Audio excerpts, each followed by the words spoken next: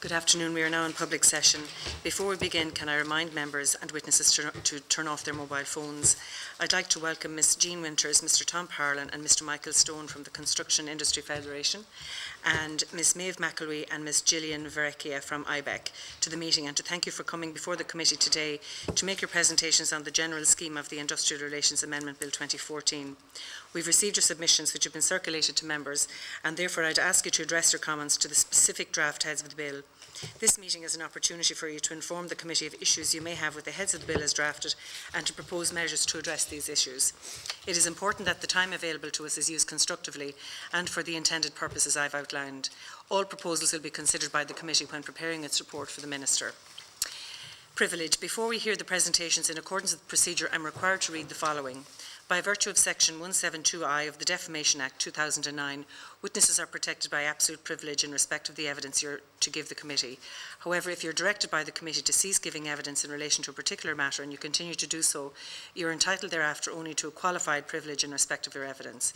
You're directed that only evidence connected with the subject matter of these proceedings is to be given, and you're asked to respect the parliamentary practice to the effect that where possible you should not criticise nor make charges against any person or persons or entity by name or in any such way as to make him, her or it identifiable. Members are reminded of the long-standing parliamentary practice to the effect that members should not comment on, criticise or make charges against either a person outside the Houses or an official, either by name or in any such way as to make him or her identifiable. So the format for the discussion this afternoon is that Ms Winters from the Construction Industry Federation will make her opening statement first, followed by Ms McElwee from IBEC, and the members will then be invited to ask questions. And members are reminded that when asking a question, if you can state the number of the head to which you're referring. And so Ms Winters, I now invite you to make your presentation. Thank you, Chair.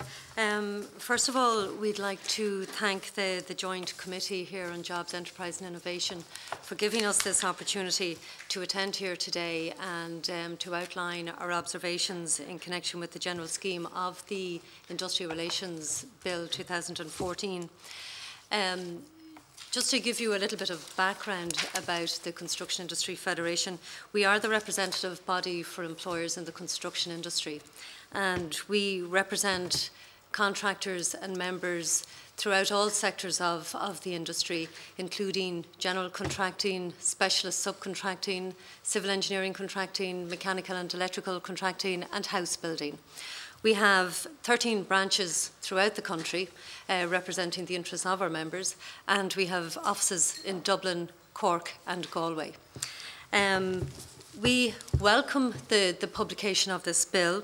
The Supreme Court judgment in 2013 left a vacuum in the industry, which has caused huge difficulties for our members.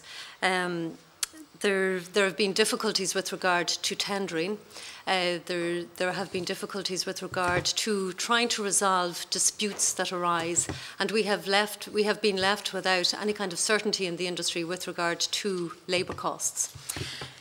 We are hopeful that the industry is emerging from recession, and that over the coming year and into the future, that the industry will be capable of creating jobs in the construction industry. Since the recession hit approximately 7 years ago, over 180,000 construction workers have lost their jobs, which is a huge number of people to be left without work. We're hopeful that when we emerge from recession, that we will be capable of creating jobs. And what we need in the industry is certainty with regard to labour costs. We need a level playing field for contractors when they're tendering for work. And we need a robust and vigorous disputes resolution procedure to enable us resolve disputes that will inevitably arise. The construction industry is characterised by its competitive nature. Contractors are in competition with one another, both within the state here and outside the state. They're in competition for jobs. And it is essential that contractors, when they're competing for work, can do so on a level playing field with regard to labour costs. Labour costs would account for over 50% of any tender, and we need certainty when our members are trying to compete with regard to labour costs. And we need, as I say, a vigorous disputes resolution procedure. The industry is labour intensive. a worker in the construction industry can expect to have a job for the duration of a contract. If that contract is finished, the employer may transfer the worker to another site if another site is available.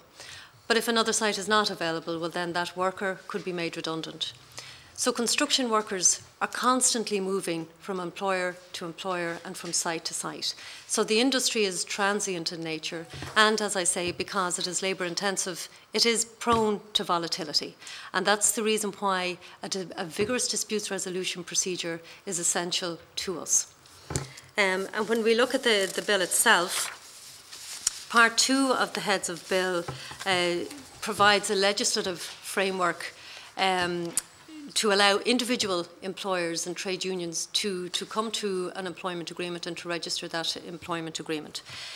The registered employment agreements are binding on the parties only to the agreement, and therefore we believe that REAs are not really going to be of benefit to the construction industry generally. Because, as I say, the industry is competitive by nature, and we need to ensure that there are universally applicable rates of pay and that they apply to all parties, all employers and workers working in the industry, regardless of whether they have been a party to the agreement or not. We are therefore concentrating in particular on Part 3 of the bill, which deals with registered employment orders. These are sectoral agreements or sectoral provision for orders, which we believe are more applicable to the construction industry. There are a number of issues in connection with the registered employment orders that we just like to make an observation on today. And in particular, I'll just go through maybe some of the heads that we would like to comment on. Head 13 is the first part of this part of the legislation that we would like to start with. And Head 13 deals with non-application of the Act. And it sets out all the various family members, generally speaking, that the order would not apply to. As I say, the reason why we're looking for this legislation to be enacted in the industry is that it would apply to all employers and all workers of a certain category, class or type. Therefore, we would look to have Head 13 omitted from the Act because it wouldn't apply to, say, a family firm. And when you look at the construction industry, it is characterised by small to medium-sized enterprises. Throughout the country, you would have family firms. If a family firm was exempt from this piece of the legislation purely because the owner may employ family members, that would place that particular firm at a competitive advantage in comparison to other contractors, which we believe defies the whole basic principle of the legislation, and therefore we would look to have that omitted. Heads 14 and 16 are similar, our comments are similar with regard to these particular heads. And it's more in connection with wording, I believe, because the wording in the heads states that an organisation representing workers can, on its own behalf or jointly with an organisation representing employers, apply to the Labour Court for the Labour Court to carry out a review and make a recommendation to the Minister. It doesn't actually specify that an organisation representing employers can apply on their own or jointly with an organisation representing workers apply to the Labour Court looking for a review. Now, we have been assured by the Department that the intent is that any organisation representing either employers or workers may make an application to the Labour Court, but we would like clarity on that issue. The framework document that was issued in February in connection with this legislation and the briefing document that was issued by the Department in July would lead us to believe that any organisation could apply to the Labour Court, and we would just look for clarity on that. So, as I say, our comments in relation to Head 14 and Head 16 would be similar as far as that is concerned. Head 21 looks at the recommendation of the Labour Court, and it sets out the principles and policies that the Labour Court must look at when making the recommendation. And we believe that one of the principles and policies is that the Labour Court must take into account the general level of wages applying. We would like that extended to say the general level of wages applying to workers of a similar class, group or type, not alone just in Ireland, but also in other EU member states. And the reason being that Ireland and Irish construction workers, that their rates of pay are not out of line with those that apply in other EU member states. And in particular, we would be thinking about contractors in the north, because Irish contractors traditionally have been in competition with contractors from Northern Ireland, and we would just like to make sure that the Irish construction workers, their rates of pay are not out of line with other jurisdictions. Head 22 is of particular importance to us, which is the dispute settling provisions. And the wording in the bill states that, in general, that if a dispute occurs between a worker and his employer in relation to something that's in the order, that a strike or lockout cannot occur until the dispute has been put forward for resolution by the LRC or the Labour Court.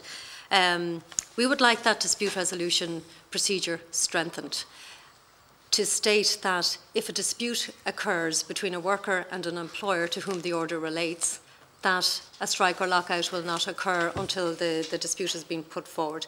In other words, what we're saying is that the dispute resolution procedures shouldn't apply just to a dispute that may occur about an issue in the order, but the disputes resolution procedure should apply to any dispute that may arise between workers and employers.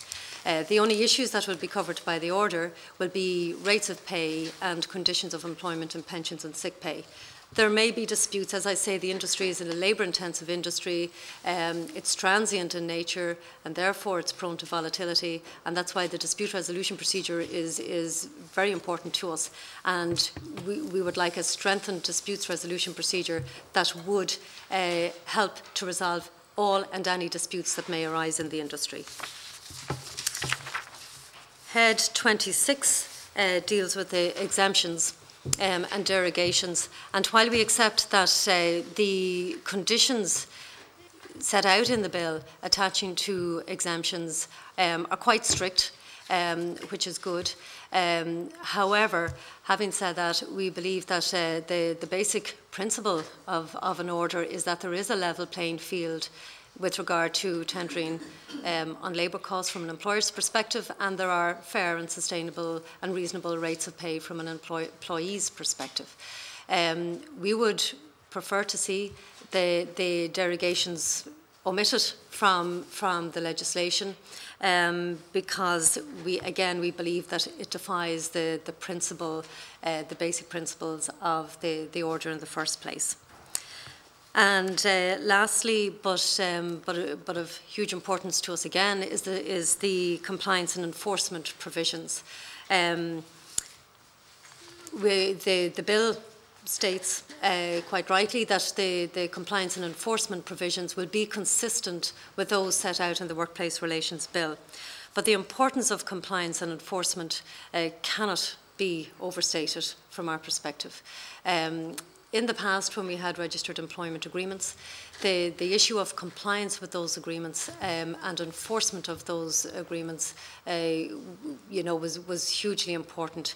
And in particular, as I say, a lot of our members and contractors here in the Republic would be in competition with contractors from the north, and it is essential that there is provision there for those who are going to be carrying out compliance and enforcement have the necessary authority and powers to ensure that all contractors, regardless of origin, will be forced to comply with the provisions of the order.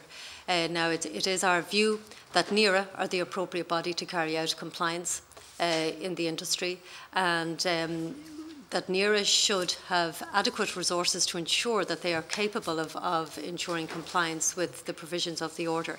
And we would believe that the NERA should have a dedicated unit that would be dedicated purely to the construction industry because of the size of the industry, the number of workers involved in the industry, and the transient nature of the industry, that there should be a dedicated unit within NERA dealing with construction, and that NERA would have the necessary authority and powers to ensure that contractors, not alone based in the state here, comply with legislation, but also those based outside the state. And if that necessitates provision being made for contractors outside the state having bases here or offices here in the state to enable NERA carry out their function in compliance and enforcement, well then, we think that should be done, and that would be necessary. So that's basically our views on and our observations on the legislation. The important aspects of it, as I say, is that it would bring certainty to an industry. We had that certainty up until May 2013 when the Supreme Court struck down REAs. We need certainty with regard to labour costs because we believe the industry is emerging from recession. We believe we are capable of creating employment. There are 106,000 construction workers currently employed in the industry, and we're only emerging from recession, so we're hopeful that we're in a position to create more employment. And that is the reason why we need stability. We need certainty with regard to labour costs. We need stability. We need a proper disputes resolution procedure, and we need to ensure that whatever order is put in place can be enforced and complied with. Okay, thank you very much, Ms. Winters. I can now invite Ms. McElwee to make a presentation, please. Thank you very much, Chair. Thank you. IBEC would like to thank the Joint Committee for the opportunity to provide a written submission to the House on the Heads of the Industrial Relations Amendment Bill 2014. And just to look at some of those submissions, I suppose IBEC's situation is slightly different from the CIF in that obviously we're representatives of member companies across all sectors and all industries, and so have somewhat of a different view in respect of some of the heads of bill that have been produced. So there are a number of key observations and recommendations that we'd like to draw to the attention of the committee. And perhaps just to begin by saying, we welcome the introduction and the proposal of a wage setting mechanism that would have some statutory force. I suppose we would look to have balanced with a mechanism that's both appropriate and sustainable. Looking at part 2 in the first instance, and perhaps just to follow through on the heads of bill, there are just a couple of small issues with the heads of bill as set out that we would make some proposals on.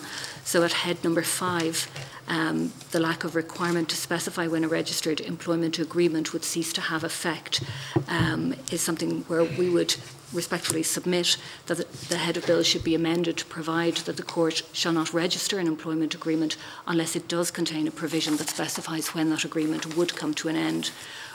Employers would be unlikely to enter into an REA where they felt that there was no end date in relation to it, and given the fact that an REA could potentially be varied without the consent of an employer, again, it would be an important factor in coming towards an REA in a positive way. We would feel that every REA should have a termination provision provided within it so that at a particular point in time a conclusion would be drawn. At head number 6, again, is the issue of no consent to vary, required to vary an REA. So this head would give the Labour Court the power to vary an REA, which has already been made, even where the employer and the union concerned are not agreeable to that variation. IBEC respectfully submits that the agreement of the parties should be required for any variation, except perhaps in cases of force majeure, such as a major economic crisis. And in part 2 again, that the court could not vary a termination provision to ensure that an REA would last forever. So again, that the head would be amended to preclude that as a possibility. Looking at the issues arising in our key observations in relation to part 3 and the REOs, at head number 12, the definition of remuneration is set out, and it creates a material difference between the REO system and the JLC ERO system. A concern that we would have in relation to this is the likelihood of forum shopping, something that we have seen in other areas of employment law and industrial relations.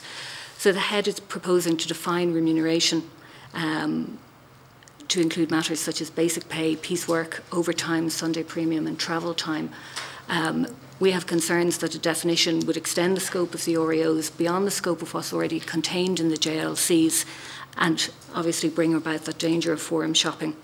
JLCs aren't empowered, for instance, to make any recommendations in respect of Sunday premium, and we would submit that this head should be amended to reflect the same provisions.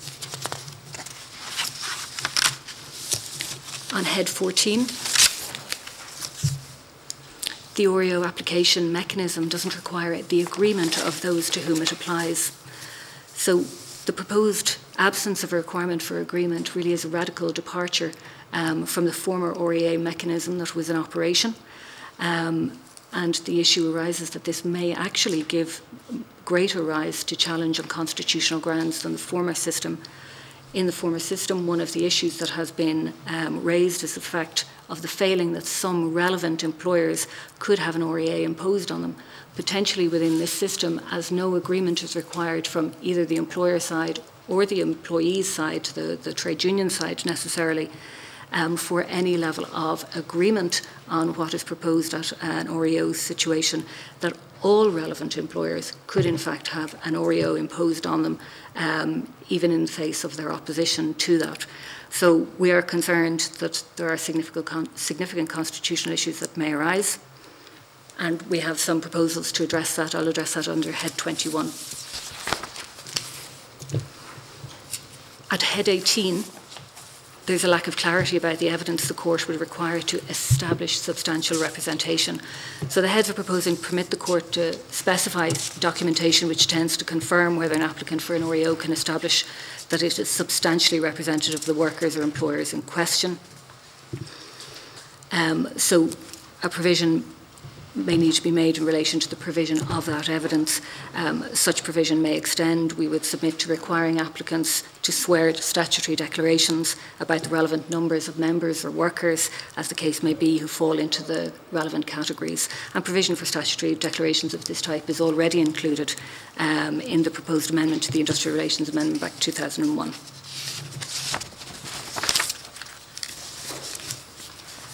At head 21, in terms of recommendations to the Labour Court. So as we said above, IBEC's fundamental concern about the heads of bill is that they would facilitate the imposition of an REO, even where most or all of the affected workers oppose the proposed REO. What we would suggest in amending head 21 would be that the court shall not make a recommendation if it is satisfied that trade unions representing or the workers employing a substantial number of the affected workers do not support the proposed recommendation. It's a fundamental protection for the court for making a recommendation unless there's substantial agreement from both the relevant trade unions and the relevant employers. However, it wouldn't mandate that a recommendation would be agreed simply because there is agreement. Other principles and policies would still have to be considered in the normal way to ensure that any REO that eventually came out adhered to those principles and policies. And in the absence of such protection, the court, we feel, would have unduly broad powers to set wages in all sectors of the economy. Again, under head 21, we have an issue in relation to the principles and policies and their adequacy in regard to proposing an REO. So one of the fundamental reasons the two former wage setting mechanisms were struck down was the absence of sufficient policies and procedures to guide the court in making subordinate decisions. In the Industrial Relations Amendment Act of 2012, as it restored the JLC ERO system, provided detailed policies and procedures for the JLCs with a total of 11 policies and procedures to guide their decision making in that case. And we feel it would be reasonable to expect that the new legislation governing REOs would contain similar provisions, whereas, as proposed, it stands at 4 policies and procedures at the moment. And we're concerned, obviously, that the new proposals significantly dilute the principles and policies provided for in the Act of 2012, as there are only 4 of those policies and procedures proposed in respect of the new legislation. This dilution obviously occurs in the context of the proposed new REO mechanism having an extraordinary level of decision-making placed in the hands of the Labour Court. The court will not have the constraints which apply under the JLC ERO system, and under that system proposals for an REO must be formulated by the JLC. The court may accept or reject the JLC's proposals and may sometimes make the recommendations to a JLC on the content of the proposals, but the court may not substitute its own views for that of the JLC. So in this situation, we are suggesting that where the court has these broad powers, it is extremely important that there are further policies and principles that can guide that, because there is no requirement for agreement to be reached in the setting of an REO. We would feel that it's particularly important that the guiding principle in relation to competition with enterprises in the member state and another member state is reinstated in consideration of the REO, so that the court should have regard to the general level of wages in the enterprises in any other member state, and taking into account the cost of living in the member state as set out. So a wage setting proposal is a very draconian measure. And given the broad scope of an REO in any industry or any sector, we think it's very important that that competition consideration is set out, because it won't always be the case in every sector and industry where other pieces of legislation will be in a position to amend or contain that, as it would be, for instance, with the posted workers, perhaps in the construction industry sector, when we're looking perhaps at our border counties and other sectors that are in operation there. There are competitive markets in force there that we need to take cognizance of. Again, what we would request is the court will not make a recommendation unless it's satisfied that it is in the public interest to do so. So the court should always have a wider view of the public interest when making any wage setting recommendation, and it's not sufficient that they would consider only the sector involved. The potential imposition of pension schemes which are not in line with public policy, again under this head, is something that we would feel to be a key issue to bring to your attention. In the past, wage setting mechanisms under the Industrial Relations Act have included pension provisions that wouldn't meet modern day standards. What we would suggest is that the court would not make a recommendation in respect of a pension scheme unless it first satisfies itself that the request is in a form which is in compliance with national pensions policy. On Head 24, a decision by the Minister. So lack of ministerial discretion to decline to register an REA is a matter of concern, and we would respectfully submit that such a provision would unduly fetter the power of the Minister and would amount to an undue delegation of legislative power to the court.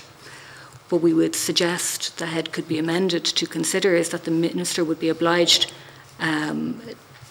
to make the order only in certain circumstances. As it currently stands, the Minister would now be required to make the order even if it were contrary to public policy, if it were to create an unacceptable cost to the state, to have the effect of causing indirect discrimination, or to cause Ireland to be in breach of international treaty and obligations. We believe that the Minister should have an unfettered discretion to decline to make the order, and furthermore believe that the Minister should have a positive obligation to be satisfied that making the order is in the public interest before he or she would make any such order. Finally, in relation to Head 27, compliance and enforcement provisions, our submission in this respect is that there are excessive measures being proposed to enforce compliance with the REOs. The Heads propose that compliance with the REOs would be addressed through the adjudication process, but also with compliance notice and fixed payment notices that are being provided for in the Workplace Relations Bill. This is something we have already raised in the context of that particular bill, but we do submit that employment law is not an appropriate area of law for fixed payment notices to be introduced, and that the criminal element of the compliance notice regime is not an appropriate system for employment enactments. And we would propose that provisions for compliance notices and enforcement notices would be removed from both the Workplace Relations Bill and Head 27, as there is already sufficiently rigorous provisions within the workplace relations structure to deal with any such issues that arise. Thank you. Thank you, Ms McElvey. Thank you both for your contributions. Can I now call on Deputy Darragh Calleary? Thank you, Chair. I want to welcome the CIF and IBEC. Just a couple of separate questions, some of them which cross over. One of the frustrations, particularly of smaller companies, under the old system, it was that the bigger companies could sustain the costs associated with implementing this, that they could take that cost on board because of their size, because of economies of scale, and all that kind of thing. Particularly the CIF presentation, you seem to, whether unwittingly or not, emphasise that. You seem to be trying to take about whatever supports there are, and there aren't many, for small business within this bill.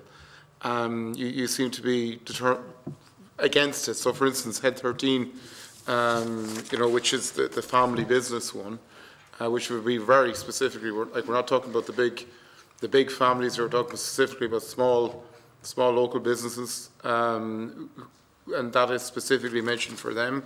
I think Head 27, Head 26 in relation to, I think it's the inability to pay mechanism, which is incredibly restrictive.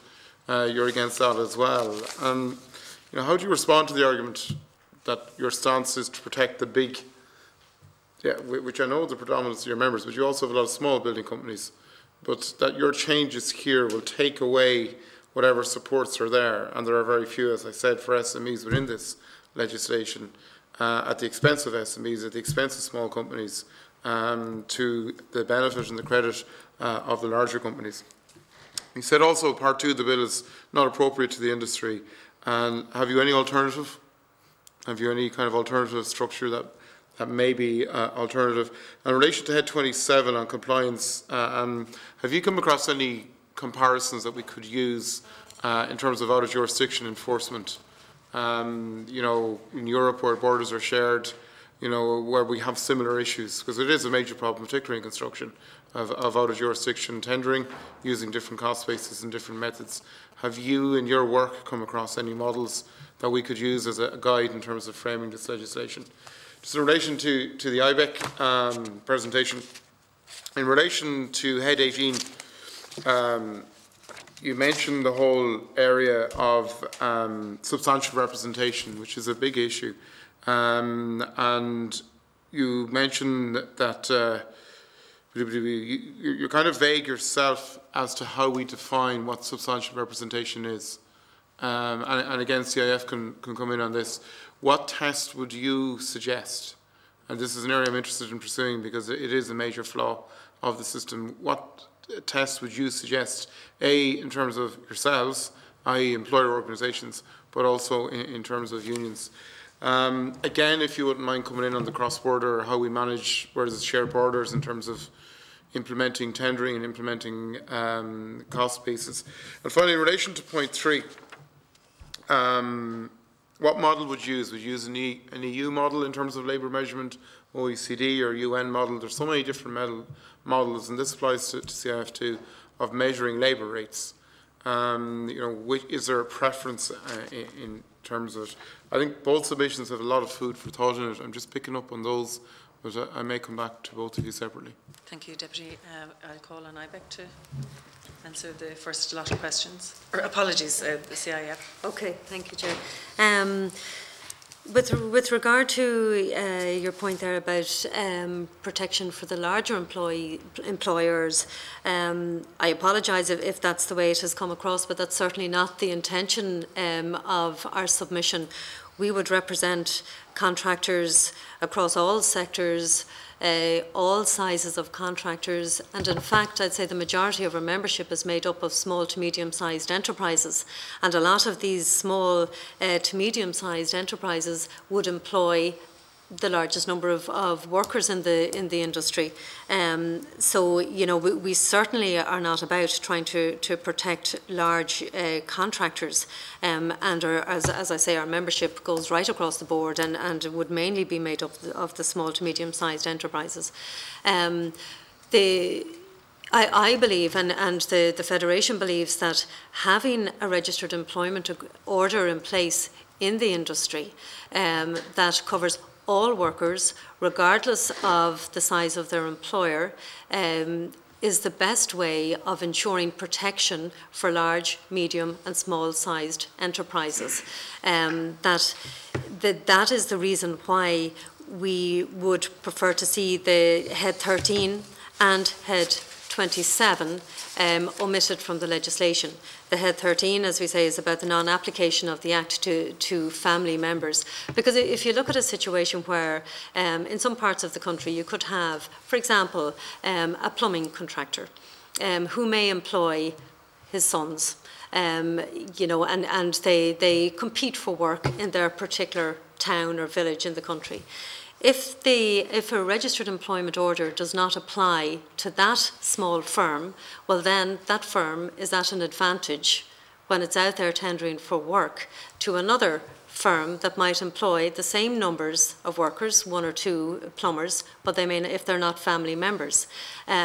So the registered employment order, we believe, will give protection to small and medium-sized enterprises in exactly the same way as it will give protection to the larger contractor, because regardless of your size, you still have to go out there and compete for work. And that is the nature of the construction industry. Contractors have to go out there and compete for work, and because labour takes up a huge portion of any tender, regardless of your size, then we believe that rates and terms and conditions should be universally applicable and should not depend on what size of enterprise you happened to be or happen to be working for. With regard to your point on the Part 2, which deals with registered employment agreements, the reason we believe that registered employment agreements will not be applicable to the industry in general is that the registered employment agreements will only be binding on the parties to those agreements. So, for example, if the CIF representing employers reached an employment agreement with all of the unions involved in the construction industry, and we registered that agreement, that's fine if contractors who are members of the CIF are a party to that agreement, then it's binding on those. But what about the contractors from the north, for example, or contractors who may not be members of the Federation? They would have a competitive advantage. And that's why we believe that the REAs are not applicable to the construction industry, because they're binding on the parties to the agreement only. The alternative, as we see it, and the better system for the industry is the registered employment orders, because they have universal applicability and are not confined purely to the parties to the agreement. With regard to compliance, you know, and if there are models in other companies, in other countries, the difficulty that we have had in the industry, I suppose, over the years, and particularly over the busy years, was with regard to contractors from the north who may come down to the Republic here, do their work, carry out their business, and then go back to the north. And if NERA came out to do an inspection, they don't actually have an office in which to go and visit and say, we want to inspect your records, we want to ensure that you're paying your workers the appropriate rates and all of that. The Posting of Workers Directive was introduced in most other EU member states a large number of years ago. I can't remember exactly what the date was, but it's a number of years ago. I believe there are difficulties in transposing that piece of legislation in Ireland. It's not an act in its own right, for the simple reason that in Ireland, I think we had a difficulty with regard to our constitution in ensuring that workers from other jurisdictions here would get the same terms and conditions.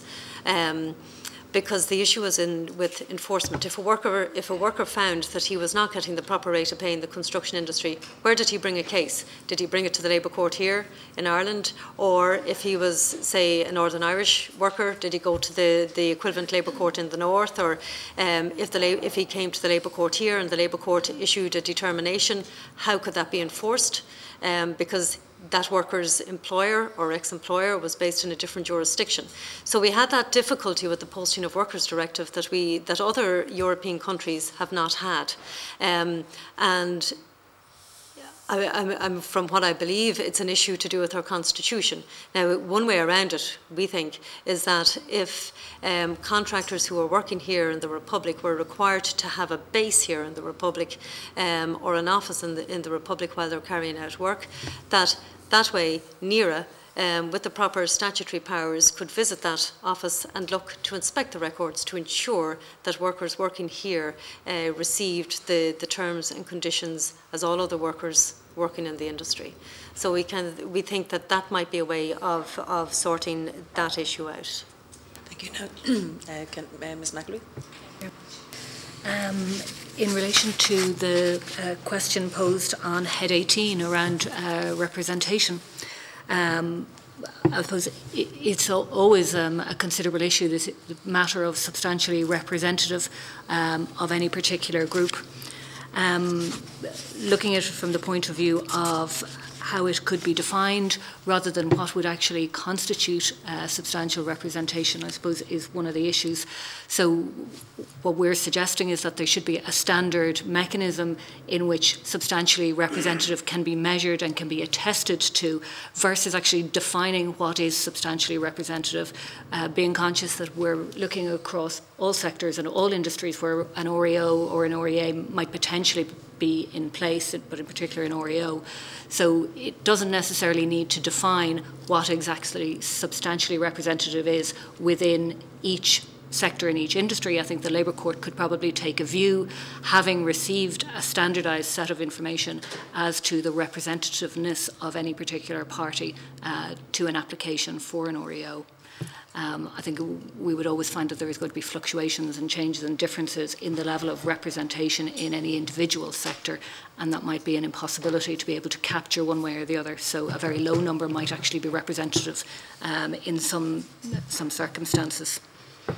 In relation to the other question that you posed on labour costs, in terms of a model, I don't actually specifically have a model that should be in place that we could necessarily use, but I do think at a very basic level we should be cognizant, and the Labour Court in its principles and policies should be cognizant at a very basic level of the wages that are being paid in our nearest competitor markets. So again, when we're looking at issues of contracting and contracting in and out of Ireland and Northern Ireland, for instance, those contracting rates will apply necessarily.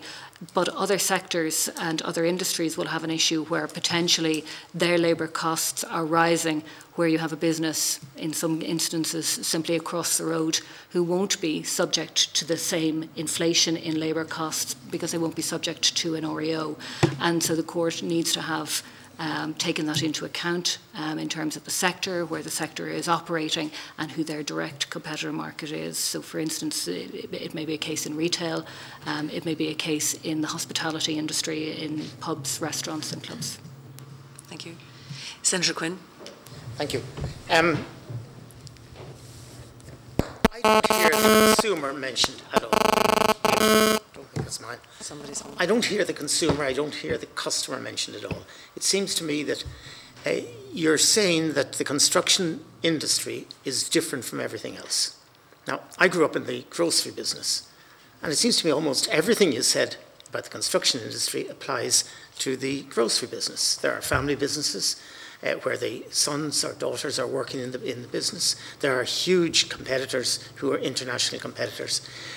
But in the long term, the winner is the consumer, and the consumer wins out. Now, I've a concern here, and I'd like you to explain to me why you believe that we have to have different rules, different regulations, different registered employment orders for the construction industry that we don't have in other industries. What makes your industry, both sides, different? Because it seems to me that all industries are competitive, and we want to make sure they're competitive, and the winner in a competitive market is the consumer. But if we continue to have, I suppose, registered sectoral orders that are going to ensure that the prices go up because the costs go up, take the instance that Jean Winter spoke about of a business from Northern Ireland coming down to the Republic and being able to compete because they didn't have the same costs. The benefit to the consumer is that we get a lower cost construction. Now, I would like you to explain to me why we don't hear, not once was the consumer mentioned, not once was the customer mentioned, not once was the person who buys the constructed building or business mentioned. And I'd like to think that somewhere or other along the line that played a part, and I didn't hear it mentioned. So explain to me why the construction business is different from everybody else, that you have to have different rules. Thank you, Senator. Well, I'll attempt to answer that, Senator. First of all, I think the point that Jean made about it being 50% of our labour is 50% of our costs, so it is very highly labour intensive, which I say that's a big difference. I suppose in terms of your retailing a particular product, some cases you have own brands, in some cases you're retailing a big multinational brand, whereas in terms of construction you've got to tender for a particular job. And I'd say in terms of the customer, having an REA or an REO would certainly give better service to the customer, because as soon as the REA disappeared, and obviously we had a major decline in the industry, the tendering became so intense that it was below cost in a lot of cases, and some projects weren't finished, and some unfortunately were finished to a pretty poor standard, because attempting to keep their business alive through gaining cash flow and so on, went in below cost, and then they attempted to cut their wage bill, and they ended up not paying people as well. So, we feel in the absence now of an REA. When we had it, we sort of went along with it. We went down to the Labour Court on a regular basis. We met our counterparts in the unions and we negotiated. The rates went up steadily until 2009, I think, when we eventually got a 7% reduction, which we felt didn't represent the sort of the nosedive the industry took. But other than that, we thought it was good for our workforce. We have a pension scheme for construction workers, and just as Jean said, it is very transient. If you get a big job that's worth 20 million and you take on 100 guys, unless you have another one immediately, the same line, the people are going to have to dissipate and go seek work elsewhere. So our pension scheme, it's voluntary at the moment. It's not really referred to in this legislation. We're hoping that it will become part of it. But we feel that's a good support for construction workers, and probably it might be a bit easier in your later life, Senator, to work behind a shop or whatever. I'm not saying it is, but certainly construction sites isn't maybe the place for people towards the end of their retirement, and they certainly would appreciate the pension. I suppose on the other, like if we look at some of our low-cost retailers, you'd be hard set to find a person working in a big some of the big foreign stores. Everything is stacked high, and you find somebody at the payout, so the labour element would be very, very small. But I certainly think in terms of the consumer and in terms of the player, I think having an REO that is giving a level playing field certainly will give a better product to the consumer. IBEC, would you like to comment on that? Thank you. I think in relation to the consumer, when we're looking at sort of a broad span of sectors, in an REA situation, the consumer probably is taken care of from the point of view that this is a negotiated and agreed rate between employers and their employees. That's obviously of benefit to a business. It's an agreed and registered piece. And so therefore, that generally and typically has a payback into the business, the industry, and so to the consumer as well. We would have some concerns in relation to REOs because there would be no requirement for any agreement. There is no clear guidance as to what constitutes a sector or what constitutes the area over which the Labour Court may define an REO as applying. And so, as happens in already existing JLCs, such as the Retail Grocery JLC, for instance, you have everybody from the very biggest players right down to the very smallest players. And that does obviously have an impact on the consumer. And so it is, I suppose, part and parcel of our concern in terms of a wage setting mechanism that has no agreement as its basis, that potentially there is an impact on the consumer. Thank you. Any further questions? All happy?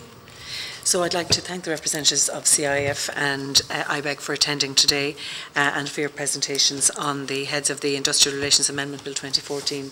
So we'll now suspend for a few moments before we go into session 2. Thank you.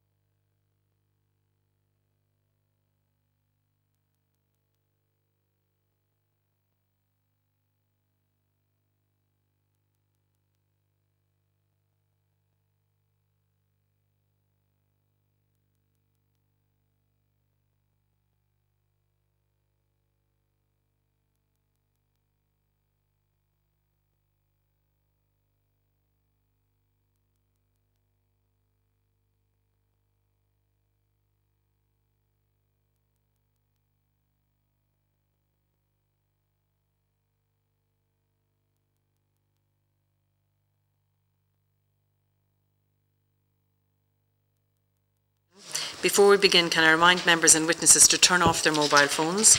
I would like to welcome Mr. Chris Lundy from the Association of Electrical Contractors Ireland, Mr. John Smith from the National Electrical Contractors Ireland, Mr. Brian Nolan from the TEEU, and Mr. Ned Costigan from the Construction Workers Alliance to the meeting.